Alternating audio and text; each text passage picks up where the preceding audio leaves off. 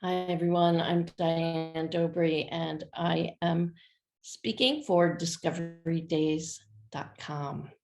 Today is March 15th, the Ides of March, and that's known for its connection to the dictator of Rome, Julius Caesar, who was stabbed to death on this date in 44 BC by 60 conspirators. This event is connected to the term the Ides of March based on a warning Caesar received from a soothsayer or psychic. And according to historyextra.com, Caesar had known that many wished him dead, and a soothsayer allegedly warned him that harm would come to him before the Ides of March.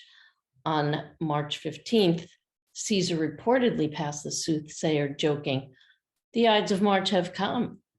But he was met with the ominous reply, "Aye, Caesar, but not gone." The term Ides is not just related to March 15th, but according to wordgenius.com, in the ancient Roman calendar, the Ides referred to a day falling roughly in the middle of each month. And the Ides of March in Roman times was considered the day of settling debts. Derived from the word Caesar comes the title Czar, and that meant a ruler who was looked upon as claiming the same rank as a Roman emperor, according to QNS.com. Caesar was declared dictator for life, and it makes you wonder when we hear what's in the news today, is history repeating itself as we see today's dictators also claiming that life term? Is there a reasonable, peaceful way to remove them from power when they go too far? And who determines when they have, if their term is set for life? Writer Greg O'Lear, author of Dirty Rubles, an introduction to Trump/Russia, writes a regular column about politics, history, national security, foreign affairs, dirty money, global corruption, and more. And his column is called Prevail, which is also the name of his weekly podcast. He posted this week on the topic, "The King Must Die, Ukraine, a Play in 5 Acts."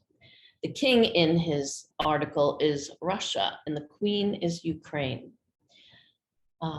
Just want to quote from that article in Prevail.